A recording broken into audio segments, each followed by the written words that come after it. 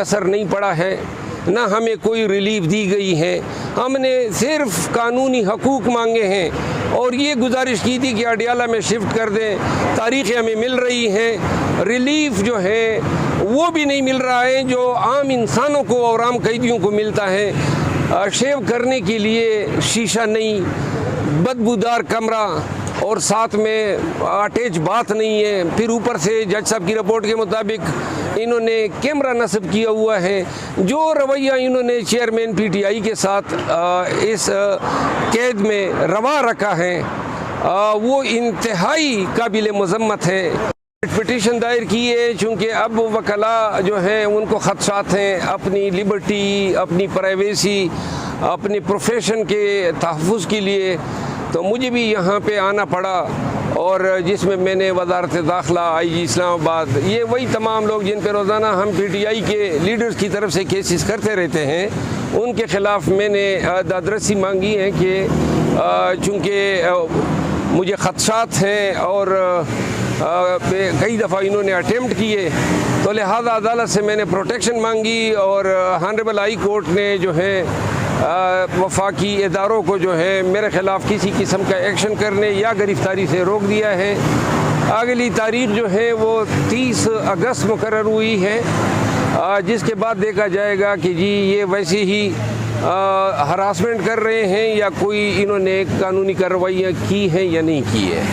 आज ही Islamabad high court में Toshakhana appeal मुकर्रर है। इस हवाले से मैंने कल ट्वीट भी की थी कि लोग ये इम्प्रेशन दे रहे हैं कि गोया अगर आज सज़ा मुअत्तल होती है तो चेयरमैन PTI जो है वो रिलीज़ होके बाहर आ जाएंगे। मैंने इस इम्प्रेशन को गलत करार दिया है, क्योंकि जब चेयरमैन PTI की अपील पहली दफ़ा डिवीज़न बेंच के सामने आई, अगर उस दिन सज़ा मुअत्तल हो जाती तो चेयरमैन PTI जो हैं वो बाहर आ जाते। लेकिन चूँकि उसको उस मुकदमे ने इतनी तवालत पकड़ ली है कि इस दौरान जो है 25 लगभग मुकदमात में चेयरमैन PTI को गिरफ़्तार कर लिया गया है। तो लिहाजा आज जो सज़ा की मुअत्तली है वो अगर आज जिसका कभी इम्कान है, क्योंकि कानून शॉर्ट टर्म सेंटेंस और फिर ऐसे ट्रायल जो इस केस में हुए हैं, ऐसे केसेस में रूटीन है कि सज़ाएँ मुअत्तल होती हैं। लेकिन इसका फ़ायदा चेयरमैन PTI को इसलिए नहीं होगा कि और केसेस में हमने उनकी रिहाई के लिए स्ट्रगल करनी है, कोर्ट्स को अप्रोच करना है। इस हवाले से एक पिटीशन आर्टिकल 184(3) के तहत direct supreme court of Pakistan में दायर हुई है, जिसकी कल समाअत मुतवक्के है। और अगर उस केस में हमें इंटरिम रिलीफ दे दिया जाता है और हालात 5 अगस्त के स्टेज पे वापस लाए जाते हैं और तमाम जो इनकी ज़मानतें खारिज की गई हैं, इन हुक्मनामों को रिवर्स किया जाता है, तो ऐसी सूरत में चेयरमैन PTI की जो रिहाई है वो बहुत जल्द मुतवक्के हैं। लेकिन फिर भी इस दौरान साइफर का केस रजिस्टर हुआ है, साइफर के मैटर को हमें फिर भी फाइट करना पड़ेगा। अच्छा, शेख अफजल मरवत साहब, आपने कहा कि तवक्को है कि इमरान खान साहब जल्द बाहर आ जाएंगे, कितने दिन मैक्सिमम लग सकते हैं? देखिए, अगर अदालत उज़्मा सुप्रीम कोर्ट ऑफ पाकिस्तान हमें इंटरिम रिलीफ देती है तो फिर तो 1 हफ्ता 10 दिन में उनकी रिहाई हो जाएगी। अगर उसमें साइफर में भी हमें रिलीफ मिल जाता है तो फिर चेयरमैन PTI 1-2 दिनों में रिहा हो जाएंगे। लेकिन अगर साइफर चूँकि नया इशू है उसमें हमें रिलीफ नहीं दिया जाता है तो साइफर के मैटर में जब तक उनकी बेल नहीं होती है तब तक उनकी रिहाई मुमकिन नहीं है। अटक के एडिशनल सेशन जज ने जो दौरा किया जेल का, उन्होंने जो इंकशाफात किए इमरान खान की सुलियत के हवाले से, आप भी एक दरख्वास्त लेके गए हुए हैं, क्या कहेंगे इसके ऊपर? ये तो बड़ी 17 दिन हो गए हम यहाँ इस हाई कोर्ट में आए हैं। इस हाई कोर्ट के हुक्मनामों का रत्ती बराबर कोई असर नहीं पड़ा है, ना हमें कोई रिलीफ दी गई है। हमने सिर्फ कानूनी हकूक़ मांगे हैं और ये गुजारिश की थी कि अडियाला में शिफ्ट कर दें।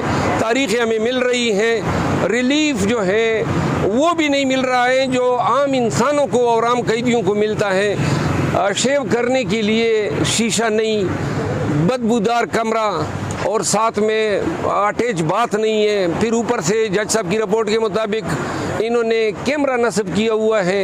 जो रवैया इन्होंने चेयरमैन पीटीआई के साथ इस कैद में रवा रखा है वो इंतहाई काबिल मज़म्मत है, गैर इंसानी रवैया है।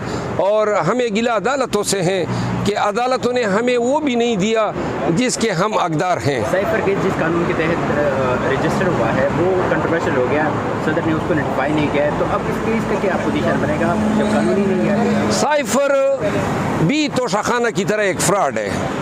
ये तमाम मुकदमात जो हैं कोई इनकी कानूनी हैसियत नहीं है, एब्यूज़ है प्रोसेस ऑफ लॉ का।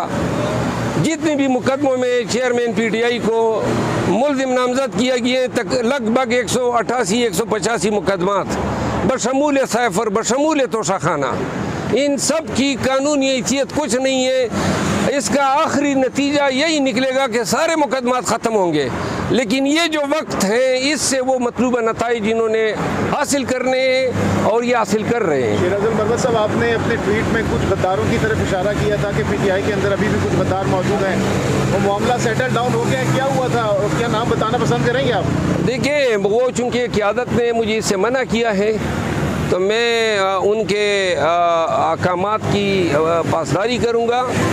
ताहम ये फ़ैसला हुआ है कि ये मसला जो है बड़ा संजीदा है और ये चेयरमैन पीटीआई के सामने रखा जाएगा, वो इसका खुद फैसला करेगा। टोटल जो आप समझते हैं कि गद्दार हैं? देखिए, ये अब चूँकि मैंने कहा कि मना किया गया है तो लिहाजा मुनासिब नहीं है कि मैं अपने जो हमारे पार्टी में सीनियर हैं उनकी बात को जो है मैं वायलेट करूँ।